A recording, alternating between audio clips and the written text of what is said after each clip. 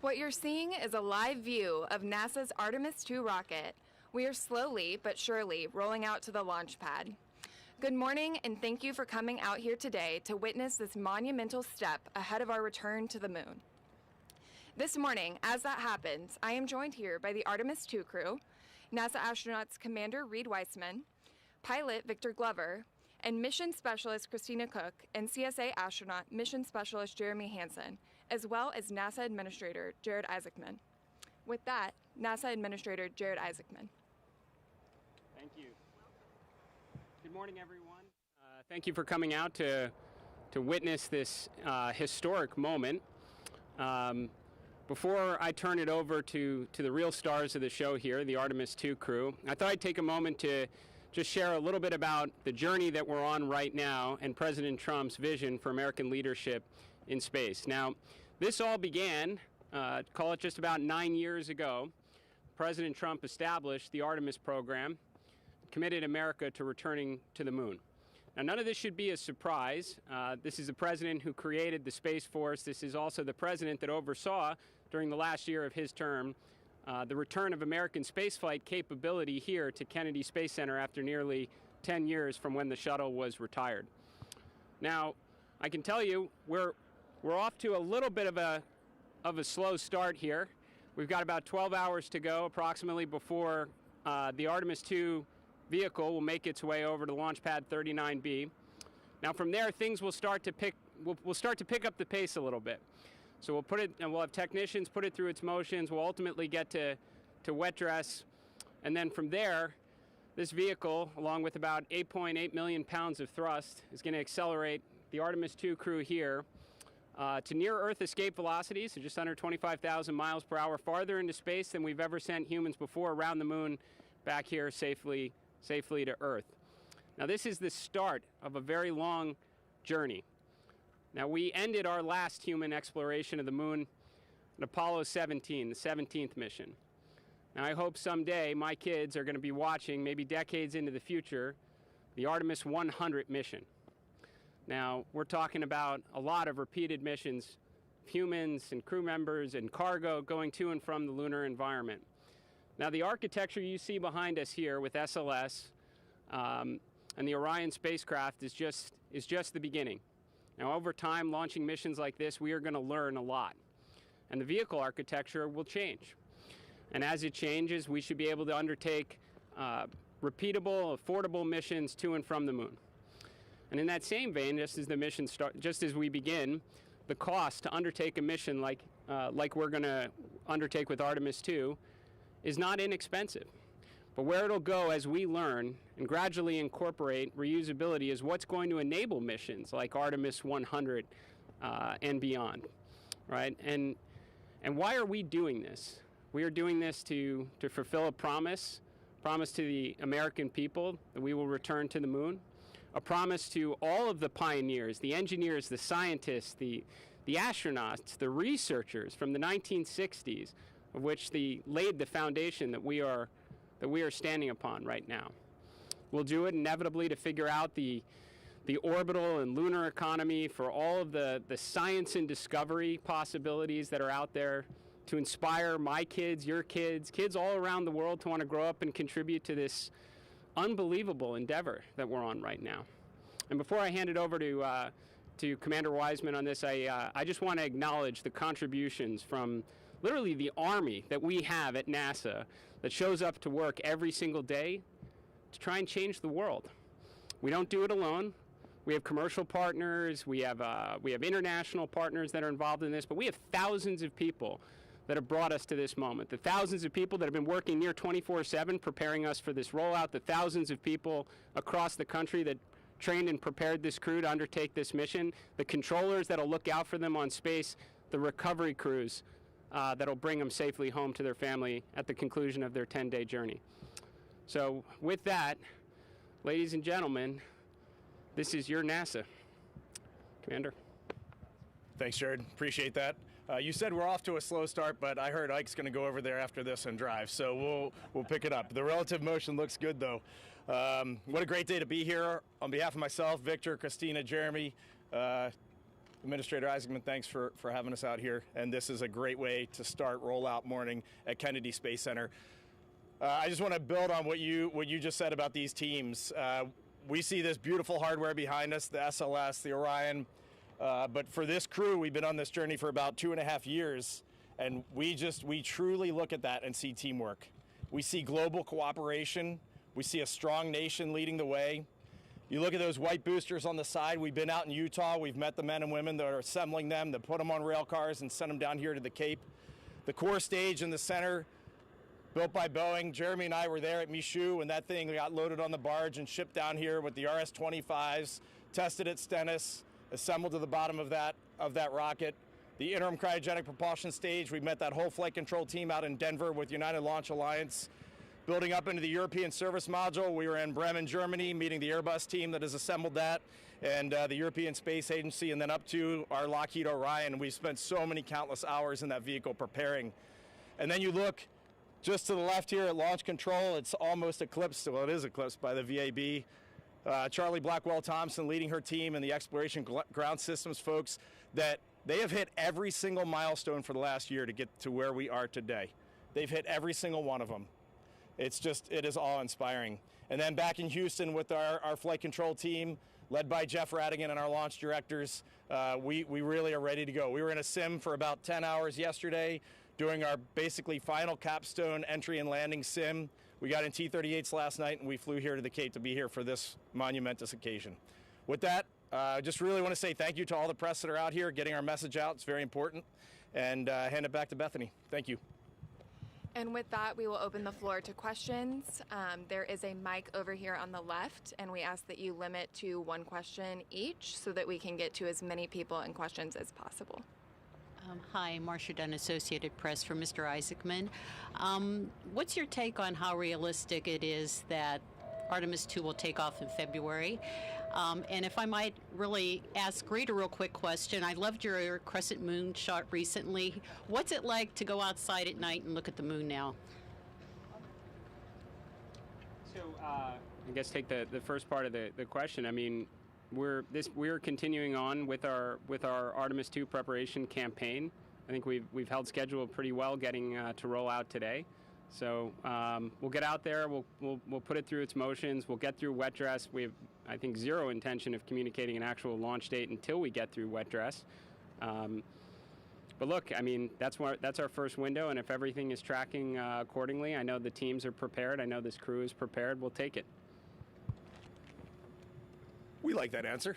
Going out and looking at the moon at night, I'll hand this all down the line. I'll be brief, but I think one of the most magical things for me in this experience is when I looked out a few mornings ago, there was a beautiful crescent in the morning sunrise, and I truly just see the far side. So it was a waning crescent here, so it's a waxing gibbous on the far side, and you just think about all the landmarks we've been studying on that far side and how amazing that will look, and seeing Earthrise, those sorts of things, just flipping the moon over and seeing it from the other perspective is what I think when I look out right now. Mike?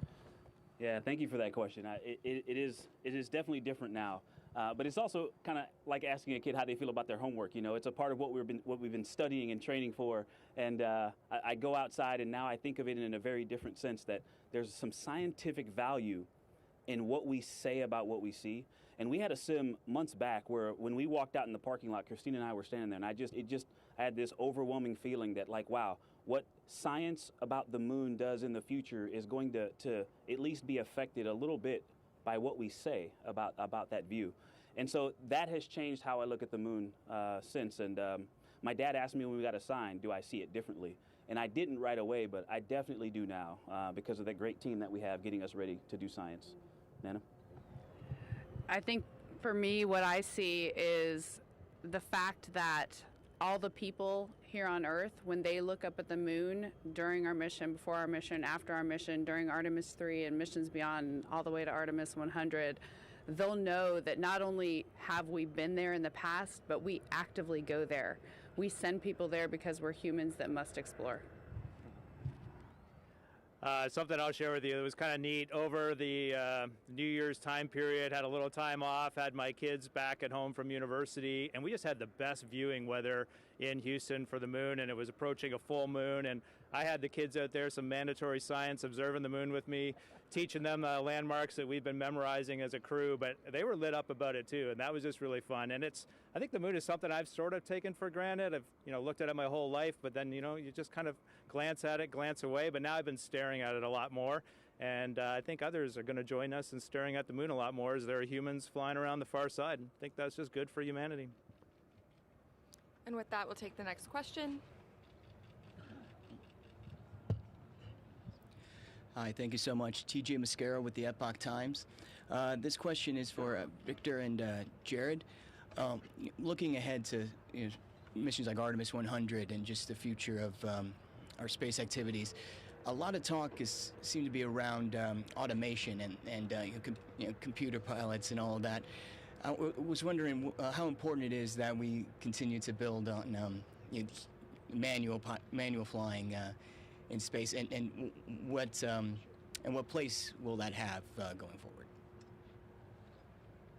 It's interesting. First of all, did you target me because I'm a little bit of a Luddite, and I love, the inceptors or the controls that I can, put my hands on if I'm going to fly something. But I think what the last 5 years has taught me since flying the SpaceX Dragon, the same one that Jared flew, is that the tool needs to be designed for the task.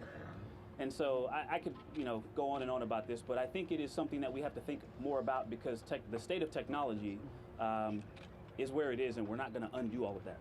And so finding ways to integrate software, hardware, but the thing that hasn't changed, as far back as we can read the record, we are still the same stuff.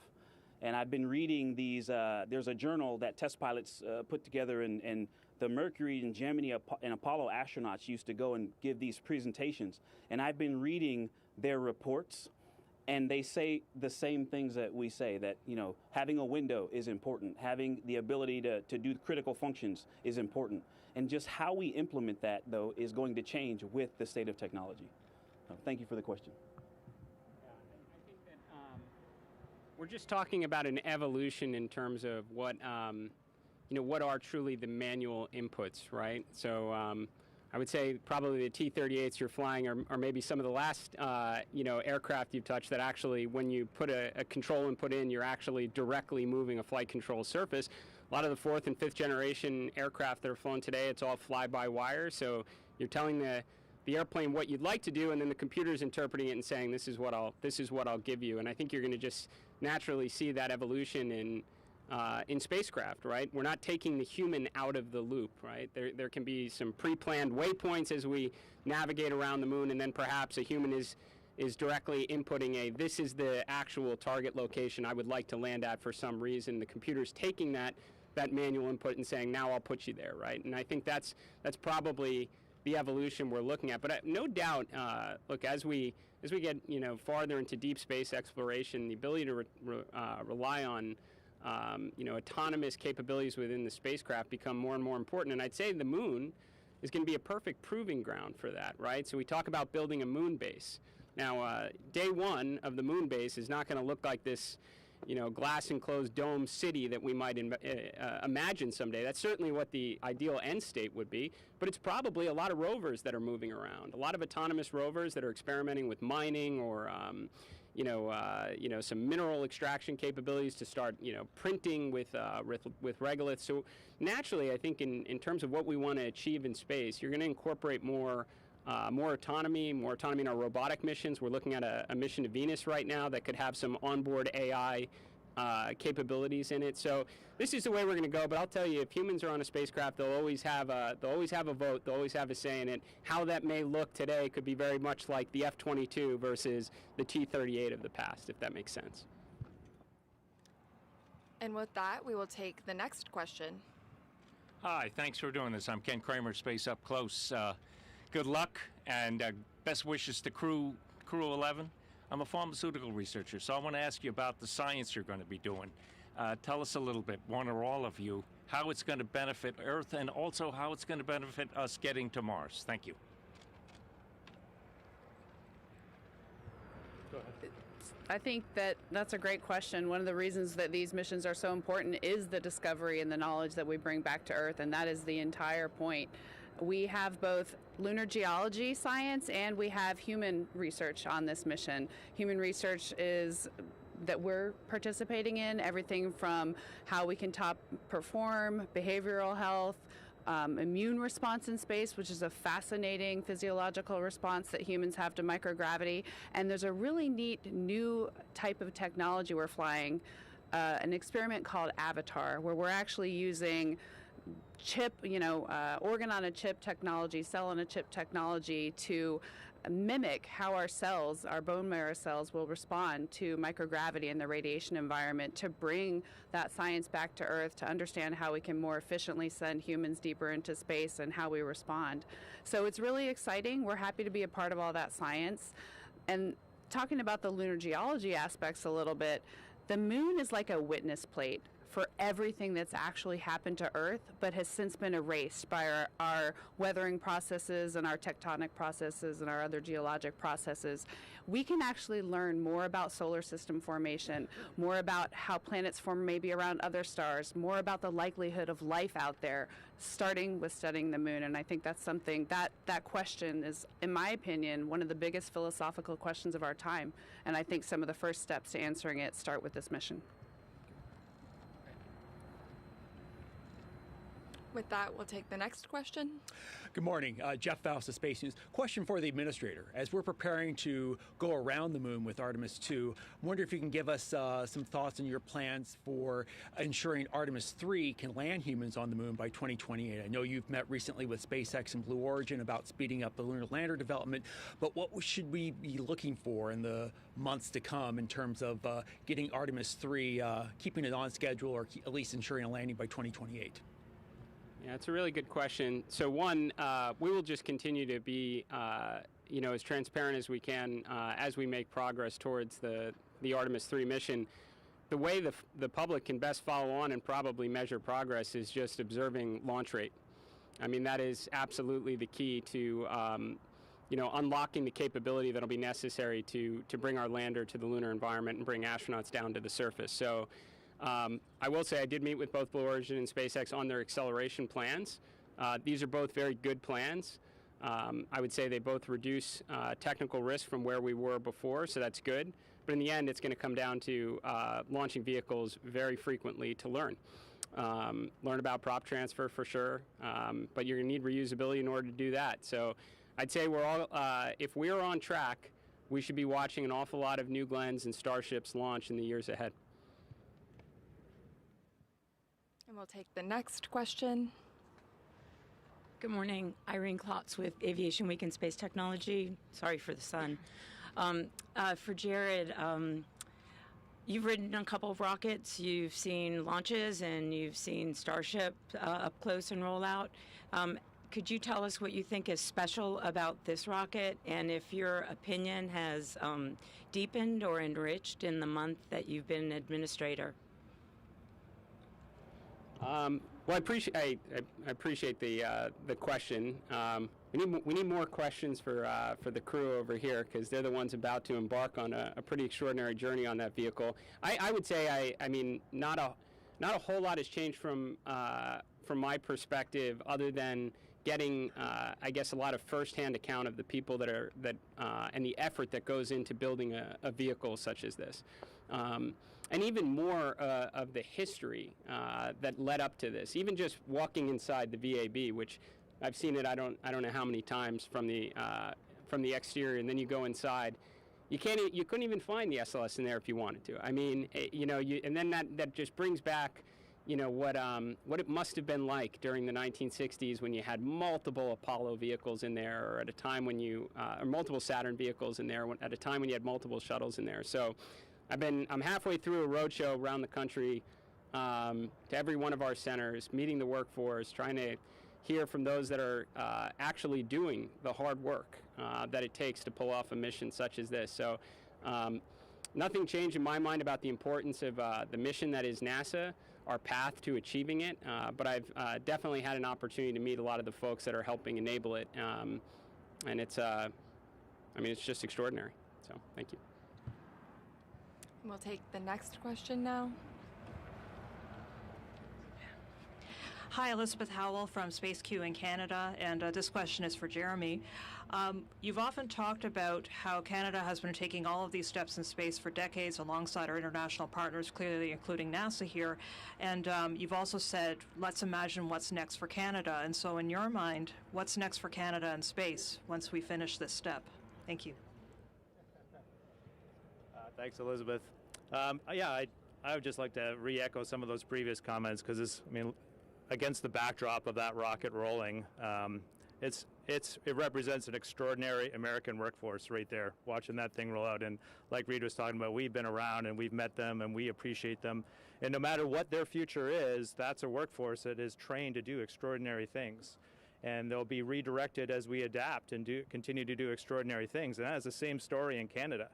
I've really applauded the American space leadership because they carved out space for Canada to hone some of our skills, to develop workforce in specific areas and to bring that knowledge. And the future for Canada kind of looks like where the international collaboration wants to go. We aren't leading that collaboration. NASA's leading that collaboration, inviting our participation. We have skill sets, and I know Canada will rise to the challenge just like they did in the Artemis. When we were asked to join Artemis, we started to lean into developing new robotic systems for deep space. Even we're working on lunar surface stuff now. So we'll just bring that workforce to bear to meet joint collective objectives. And maybe I'll just end with, I'm actually pretty pumped to see that because, in just a few weeks, you're going to see 4 humans fly around the moon. And if we're doing that now, imagine what we can do next. I'm pretty pumped to see that come to fruition. We'll take the next question.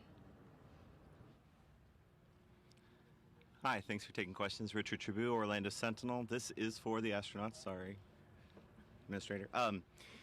Tuesday is the 96th birthday of Buzz Aldrin, and there's very few all men, who've flown around or to the moon. I think we are down to 5, and they're all over 90. So, one, I know many of you have found inspiration talking with them. I know General Stafford was hand in hand during Artemis I. So can you each tell me what the Apollo crew have been able to teach you about what you're going to face? And also, if you want to wish happy birthday to Buzz, feel free. Thanks. Happy birthday, Buzz. I'll just share my General Stafford story, which was the day we all got assigned to this mission publicly. My phone rang that afternoon. I didn't have the number saved. It was a Florida number, and I was thinking it was a telemarketer. I was on my couch. I was getting ready to take a nap. It had been a long day with the media, and I almost hit the red hang-up button, but I just figured I would answer it. I answer it, and it was General Stafford. Reid, congratulations. We are so excited for you. And I think that's the way the Apollo crew has always been. They are so fired up that we are headed back to the moon. They are so fired up that we're going on to Mars. They just want to see humans as far away from Earth as possible, discovering the unknown, the near impossible, as the administrator keeps saying for NASA as our charter. So we really love that. I also want to say, we grew up in the shuttle era, and we grew up in the International Space Station era, and 3 of us have been up there, and Jared's been in low Earth orbit. He knows what that feels like. So we do feel like this is an Apollo legacy, but for the 4 of us here, we are standing on the shoulders of the International Space Station and the science, the research, the long duration exposure they have had and what we have learned up there. I mentioned how I'm reading these journal articles from the 60s about Gemini and Apollo and some of the engineering lessons and piloting lessons that they fed into the system. But something that's also very interesting that you just kind of get between the technical data is the people that they were. And I do find a lot of inspiration in that, just understanding some of what their families were going through, what they were learning, or what they didn't know they were learning. As we look back, we have the benefit of hindsight.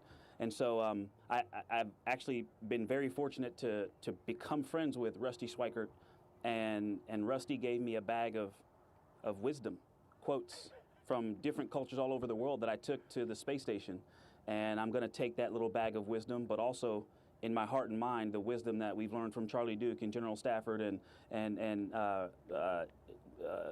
Dr. Schmidt on what it meant to them, and some of the story that hasn't even come out yet. We're still learning things from the Apollo era, and so it'll be nice to take the baton, run our best race, and then hopefully pass that baton on to the Artemis 100 crew. I think what they've taught me goes beyond the technical tidbits and things of that nature. And the biggest thing I can talk about is camaraderie. They taught me camaraderie because I've had the privilege of interacting with them for actually over 25 years now through a scholarship foundation that they give back to or gave back to. And then more recently at NASA Remembrance events, which are kind of little reunions in a lot of ways for the Apollo astronauts. And seeing the way they interact with each other, seeing the way they tell stories and the way they still love each other and being around each other and what they went through together and how that bonded them has been really instrumental for me in appreciating every single day with my crew and with the larger teams. And I will never forget seeing Fred Hayes at one of these remembrance events, shaking his hand, and before I even said, "Hello, sir, great to see you," he goes, "I heard you're going to break our record." And at that moment, he brought me into that camaraderie. And I made a promise that I will carry that forward and keep everyone in that spirit of camaraderie and carry it through our mission as well. Apollo, just inspirational. I was inspired by Apollo as a kid. I think that's how I ended up here. I saw a picture when I was a kid of a human standing on the moon. It was either Buzz or Neil.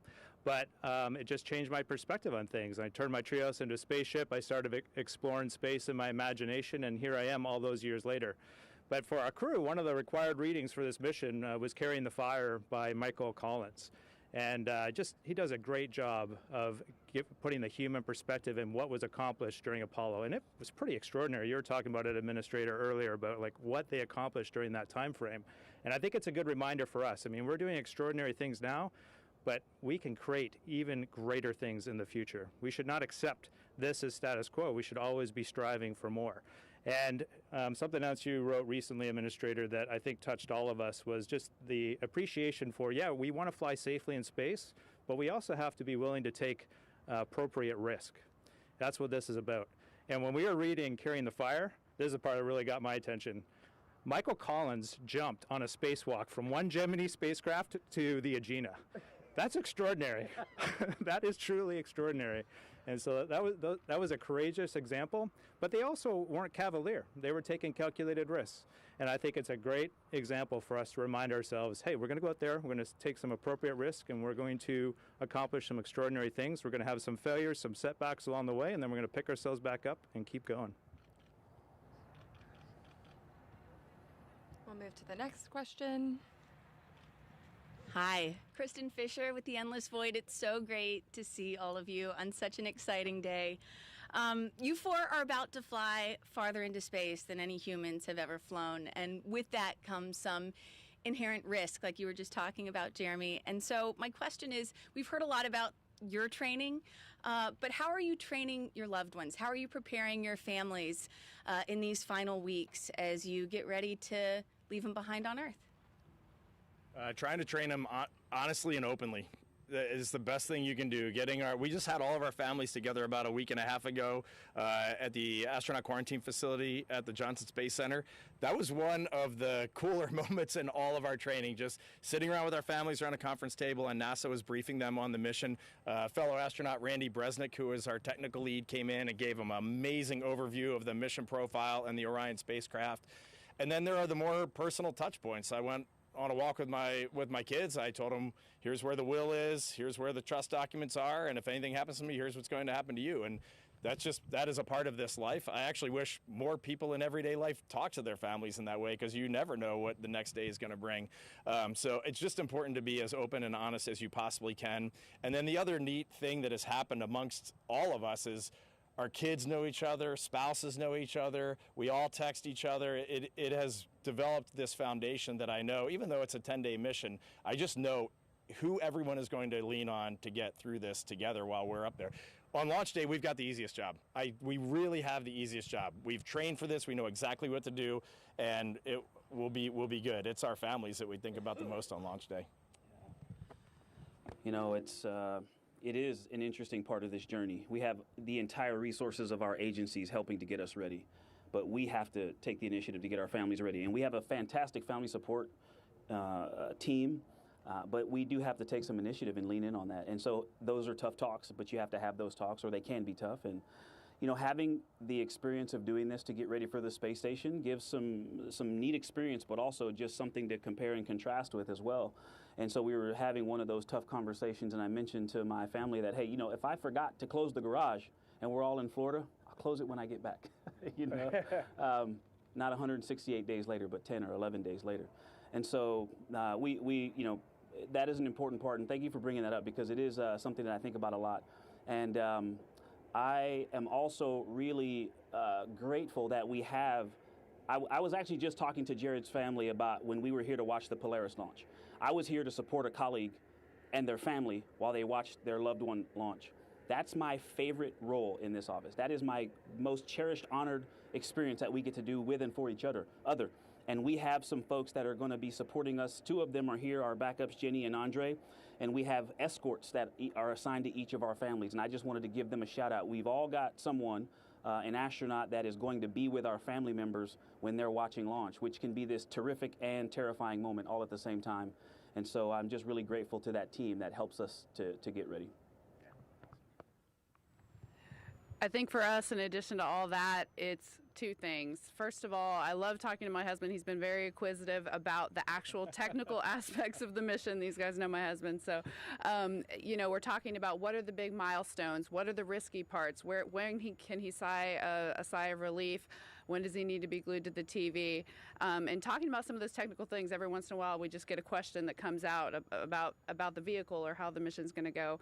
And then the second one is just a little more practical. I really have to make sure he knows that it's not like the International Space Station where we can just make a phone call. So he's not going to be able to call me and ask where something is in the house. He's going to have to find it. That's been a big one for us. Pretty similar for my family. Over the holidays, though, we did watch some Artemis I launch video and entry video just to kind of point out a few things that can catch you off guard, like when the main engine's light. It does look like for a few seconds the rocket is blowing up, and then it launches. So letting them know about that. Also, the re-entry, what they can expect to see and maybe not see and not hear from us, and that's normal, and there's just a lot of different stuff there. And so during those times, to just be calm and patient and not make any assumptions. And then the other thing I told them, maybe this is good for all of you, is during the mission, it's the first time we put humans on this rocket. And so we've done a lot of testing of these systems, but when we get to space, we will probably see signatures that look a little bit different from testing. Maybe not a lot different, but a little different. And then the team is going to do what the team does, and they are going to worst case scenario everything.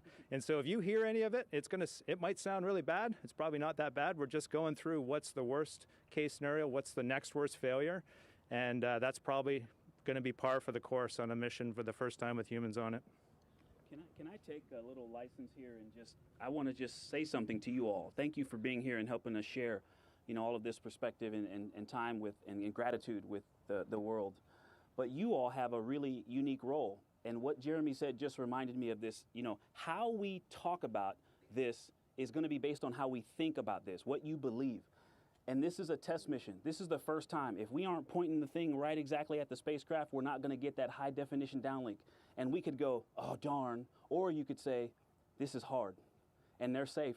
And they're going to be back here in a few days. And so how we talk about those challenges, how you all talk about those challenges is going to affect how the world sees this. And what we're doing is we're swinging for the fence, trying to make the impossible possible. And so I would just encourage you to think about that as we all go on this journey together in a few weeks. And with that, we'll take one last question. Will Robinson Smith with Spaceflight Now. Thank you for the opportunity. You all had the chance to go down to the pad when the ML was there. You've had the chance to get up into the rocket when it was inside the VAB, but pretty soon you'll have the chance to go back to the pad with your rocket and spacecraft there. I know you are liking to stay, focused on the mission and preparation, but can you imagine for the rest of us that don't have that experience of what that day will be like, the first day you get to go out to the pad when your ticket to ride is there? Thank you. I'm going to start with the simplest human element, which of course it's going to be amazing and all that, but I want to reflect back a month ago for our countdown demonstration test. We were in the vehicle assembly building. We were in Orion. Everything was fully powered. I was the first one to get in the seat. Ike gets into seat 2 next to me, and I was like, Ike, look, the dim button works on the display. And he's like, no way, because in our sims, that button doesn't work, and we can't dim the display at all. And I just want you all to remember, we are 4 human beings getting in this magnificent spacecraft, and sometimes the simplest things put a huge smile on our face. That human piece, I actually try to keep a lot of that to myself. I think there's a time and a place for it, you know, and so excitement, for example, is something I get asked about a lot, and I don't let that out often. I think it can become a distraction, or it's a long story. I won't share it with you now, but I can tell you this, having walked out to 39A and saw a Falcon with a Dragon sitting on top of it, there was I'd say 300 milliseconds where I thought, I'd just be embarrassed if I walked out of this and said, I'm not doing this, that's crazy. But then I stood there in awe that, wow, we're actually about to go fly that thing. And then when they got to 10, 9, it was like, oh no, we're gonna fly it now. And so I actually look forward to that, even though I am focused. I'm glad you started with that. I am focused. I'm not excited. I'm focused, but I look forward to a moment like that with that beast. As astronauts, one of the qualities that we talk about a lot is adaptability.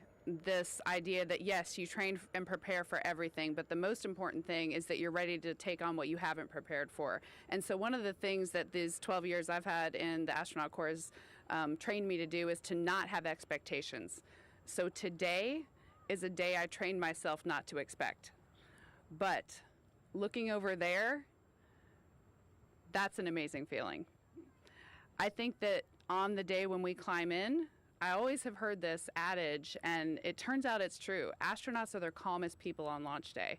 And I think we do that. It feels that way because we're just so ready to fulfill the mission that we came here to do, that we've trained to do. We are so ready to just give back that it gives us this intense feeling of calm and readiness. And I hope and try not to expect that I will feel that way. Last time we walked across that pad for the countdown test that Reid was talking about, and you go up the first elevator and you're on the bottom of the launch pad and you walk by the bottom of the solids and the 4 RS-25s, and even in that moment, it wasn't fueled and it wasn't creaking and moaning and it didn't look super scary, but in that moment, one of the things that I felt was gratitude. And just like, I just see people when I look at that rocket.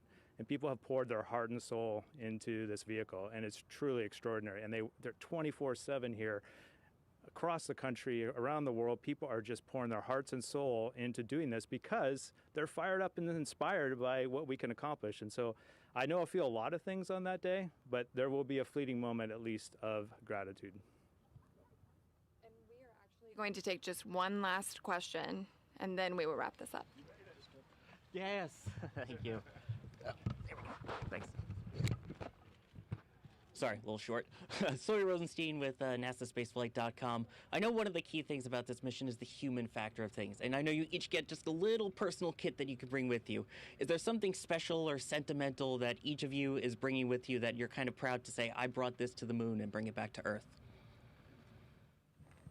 I have a blank piece of paper and a pencil, and I can't wait to write some thoughts on that. I don't know what to expect, and I don't want to go in with any preconceived notions, so I know exactly where that note card is, and I can't wait to jot some notes on it. My Bible,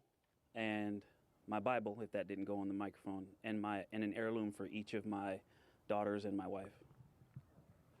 For me, it's handwritten notes from people that I love. The idea that I can hold in my hands way out there, or in my case in the past on the International Space Station, I can hold in my hands something that they held in their hands and drew on or wrote on. That is really special to me. So I hope to find some in my care package when I get there.